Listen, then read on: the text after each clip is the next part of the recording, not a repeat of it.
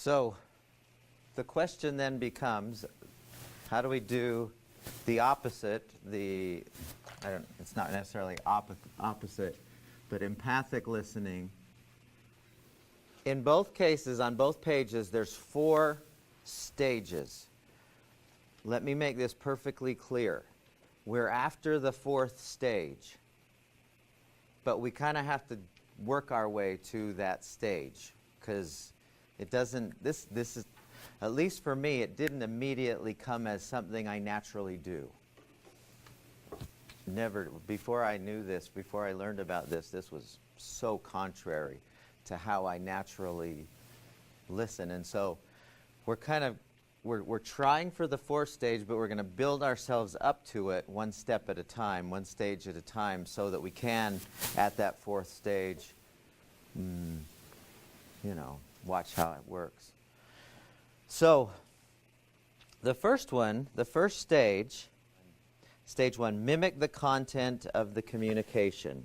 In this stage, we simply repeat what is said, words only, not feelings. And on the other page, just simply repeat exactly what is said. So, for example, if someone says, I like my job, but I don't feel challenged, you would say, oh, you like your job, but you don't feel challenged. To mimic, just listen and repeat verbatim what is said.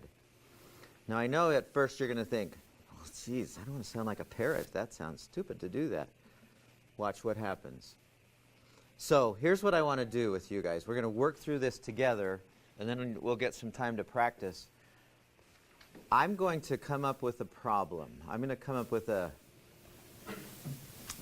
let's pretend that you and I are talking individually, and I have this problem on my mind.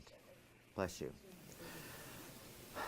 And I'm going to invite you to listen at each of these stages. I invite you to respond, bless you, at each of these stages. So we're at the first stage, and we'll work through this, okay? Does that make sense?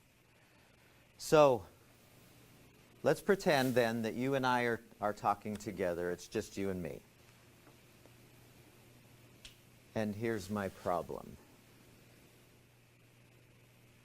When I moved into my house, we found that after living in our home for a while, we had this neighbor.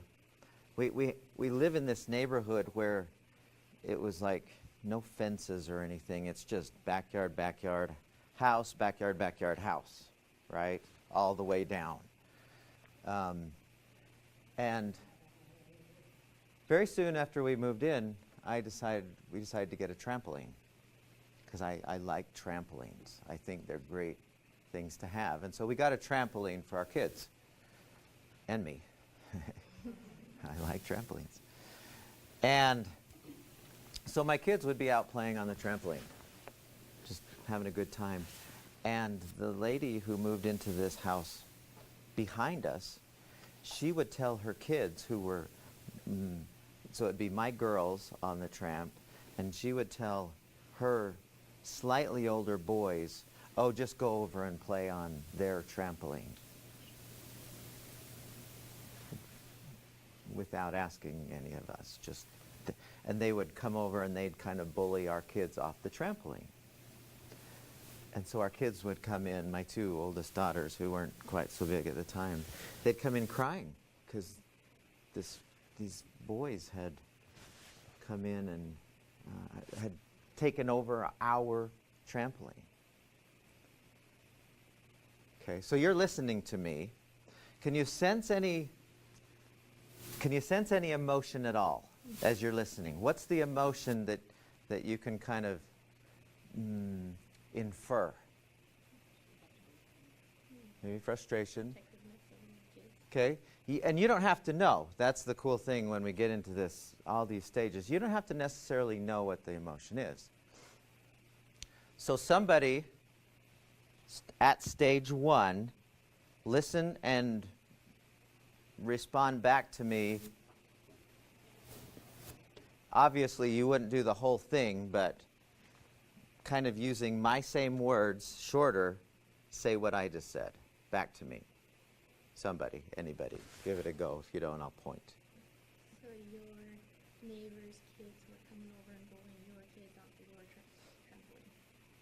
Okay, now, as she says that way, what do I want to keep doing? Right? Thank you, Eva.